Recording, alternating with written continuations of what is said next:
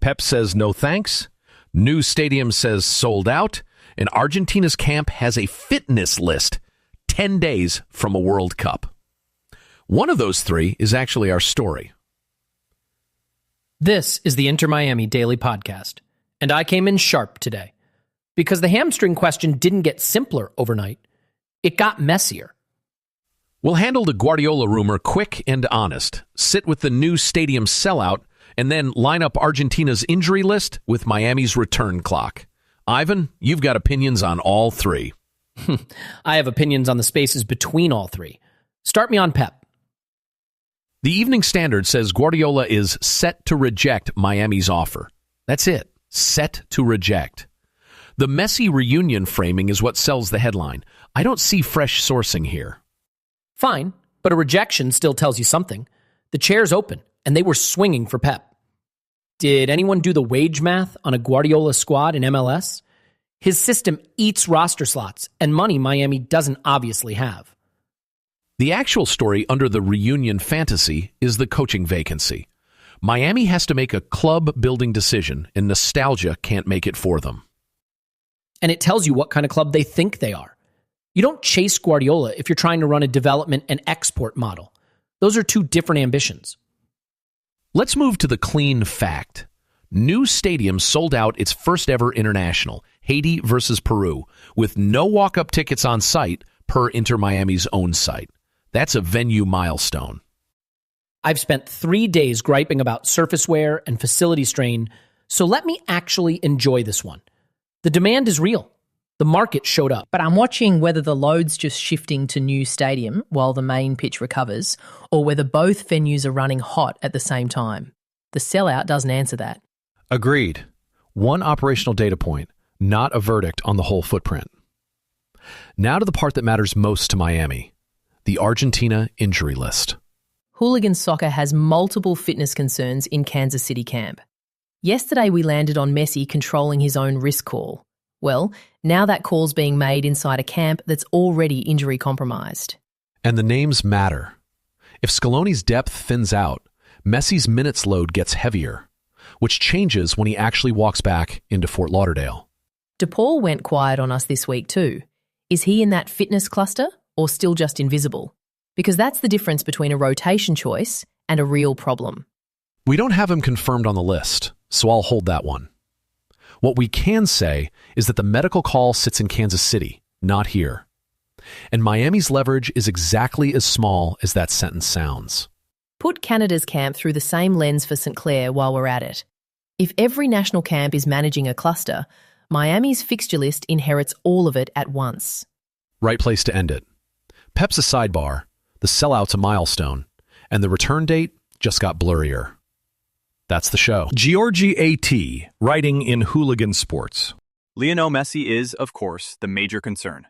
He is currently managing muscle fatigue along with a minor strain in his left hamstring.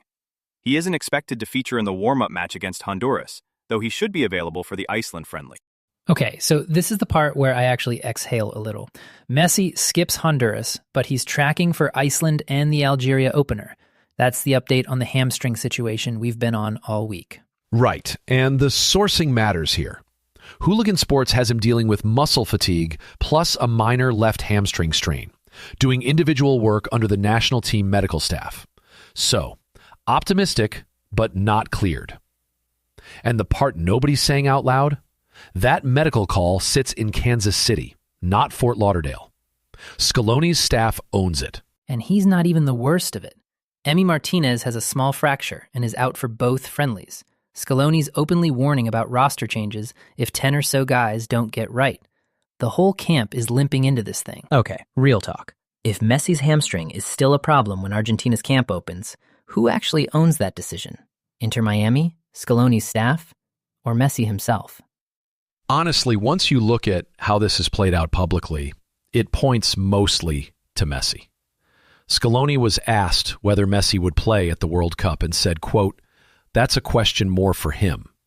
Argentina's own coach is deferring to the player on the biggest call of the tournament." On the club side, Inter Miami confirmed the left hamstring fatigue diagnosis after Messi asked to come off in the 72nd minute against Philadelphia on May 25th, per Al Jazeera. And the important part, the club didn't give a clear return timetable, so they're not really drawing a line either. Miami's leverage is tiny here. Under FIFA's international window rules, clubs can't block call-ups once a player is fit. Once Messi was named to Argentina's final World Cup roster on May 29th, the club update basically became background noise. Scaloni did give one reassuring signal. He told reporters the initial news on Messi's physical condition was not so bad, per Marca. So yeah, the whole setup is Messi first. So if Miami can't block the call-up and Messi controls the call himself, what does that mean for the club's MLS schedule while all this World Cup prep is happening? It means Inter Miami is basically managing around Messi's World Cup calendar, not the other way around. With no hamstring timetable, every MLS decision from now to the tournament opener sits under that. Watch his minutes in any match before Argentina's first group stage game. That'll tell you how seriously they're treating the fatigue diagnosis. From Inter Miami's CF. Tickets for the match between Haiti and Peru happening at New Stadium in Miami are sold out. No tickets will be sold on site. Limited suites are still available online here. Kickoff for the match at New Stadium in Miami is set for 7:30 p.m. Eastern Time. Start with a clean fact. New Stadium's first ever international match, Haiti versus Peru, sold out before kickoff. Per Inter Miami's own communications shop, no tickets on site, suites only. And I'm going to sit with this one. 3 days I've been on the surface wear, and the facility strain? Fine. But a sellout for a Haiti versus Peru friendly is a real read on this market. Gates at 6. Kickoff at 7:30. Parking sold in advance only. That's a venue running like a World Cup host site, which is exactly the question we had on the ground here Tuesday. Right. You can like the prestige and still watch the logistics cost. They're putting the load on New Stadium for this one. Next week, watch whether the main pitch gets to breathe while this venue runs hot. James Hicken, writing in Evening Standard. Pep Guardiola has rejected an offer from Sir David Beckham to become manager of Inter Miami and reunite with his old friend Lionel Messi. According to reports in the Mirror, Beckham has made Guardiola his number one choice as Javier Mascherano's replacement after the Argentine stepped down from duty last month. So the Evening Standard, citing the Mirror, says Guardiola is set to reject Inter Miami. 2 sourcing layers and a set to. That's a soft fact dressed up as a Messi reunion headline. But strip the reunion framing off it, and there's a real story underneath, Kirk. Mascherano stepped down last month. The chair is still empty. Right. That's the part I'll actually run with. Beckham reportedly made Pep his number one, and Pep wants an extended break after City. So Miami's been sitting on the vacancy waiting on a guy who is never coming. And honestly, the roster rule math for a Guardiola squad never penciled out. His system runs on wage depth MLS doesn't hand you for free. If you like a daily, supporter-focused soccer fix, try Angel City Daily Podcast. It's a daily ACFC briefing with match reaction, NWSL standings, roster moves, women's soccer in Los Angeles, and supporter buzz.